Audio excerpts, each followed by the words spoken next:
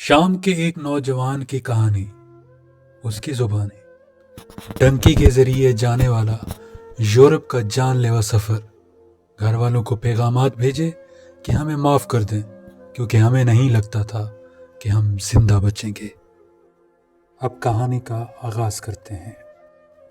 नवंबर में बेलारूस से यूरोपीय यूनियन के रुकन मुल्क पोलैंड में गैर कानूनी तौर पर दाखिल होने की 3 नाकाम कोशिशों के बाद अब्दुर्रहमान और कई दीगर अफराद ने फिर यूरोपीय यूनियन में शामिल लिटुइया पहुंचने की कोशिश की। वो जंगलों में 30 इंच बर्फ में कई किलोमीटर पैदल चलते रहे। खाने पीने की चीजें भी बहुत कम थीं। अब्दुर्रहमान कहते हैं, हम सर्दी से कांप रहे थे। जब हम चलते थे तो हमारा थोड़ा सा जिस्म गर्म हो जाता था, लेकिन जब हम बैठते थे तो हमें अपने कपड़े बर्फ से भीगे हुए महसूस होते थे। जब उनके पास पानी खत्म हो गया तो उन्होंने पानी के लिए बर्फ के गोलों को प्यास बुझाने की कोशिश की।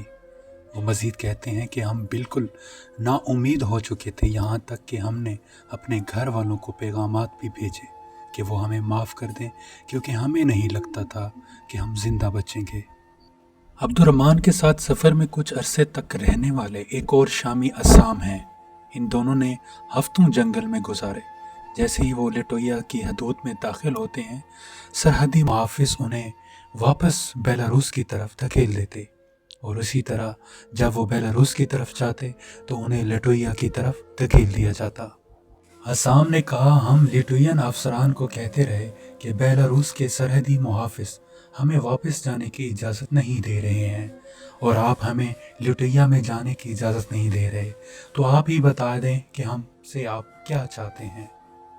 लिटुइया में सरहदी मुहाफ़िज़ों ने उन्हें हिरासत में ले लिया और एक खैमे में रखा, जिसके बारे में असाम और अब्दुर्रहमान दोनों ने बताया कि वो बहुत ही गंदा और ख़तरनाक था।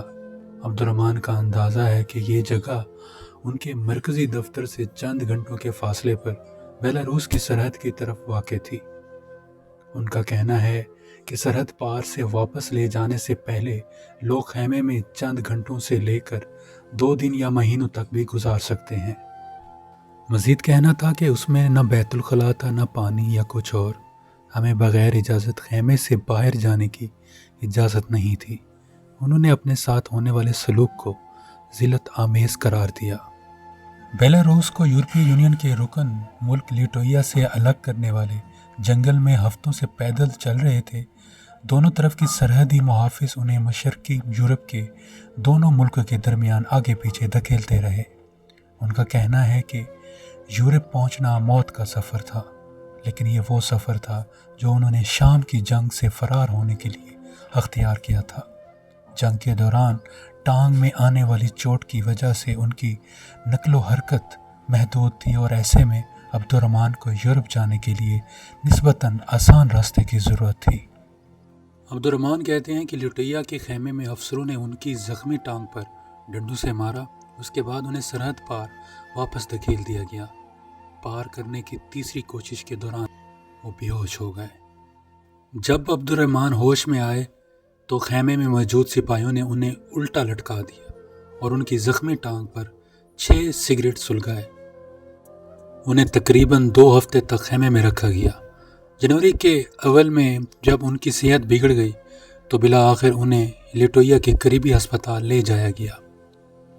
असाम ने यह भी बताया कि उन्हें सरहदी एहलकारों ने मारा पीटा। उनका कहना है कि उन्हें लिटुइया के फौजियों को एक 16 साला लड़के और एक नौजवान खातून को पीटते हुए देखा, जिन्होंने उन्हें उनसे मुल्क में दाखिल होने की दरख्वास्त की। असाम ने कहा कि जब मैंने उनको टोका और उनसे पूछा कि वो औरत को क्यों मार रहे हैं, तो उन्होंने मुझे भी मारा पीटा। एक गार्ड ने मुझे लात मारी। अब्दुर्रहमान कहते हैं कि जब मैं जंगल के उन तारीख दिनों को याद करता हूँ तो मैं घबरा जाता हूँ। मज़ीद कहना था कि फ़ेसबुक अकाउंट से अरबी ज़बान में बहुत सारी पोस्ट्स रूस के वीज़ों की तशहीर करती हैं और बेलारूस के रास्ते से स्मगल्स किए जाने वाले यूरोप पहुँचाने की सहूलत फराहम करने का दावा करती हैं, जो कि बज़ाहिर एक ख्वाब अच्छा और सुहाना सा लगता है, मगर दर हकीकत उससे भी ज़्यादा संगीन और ख़तरनाक है।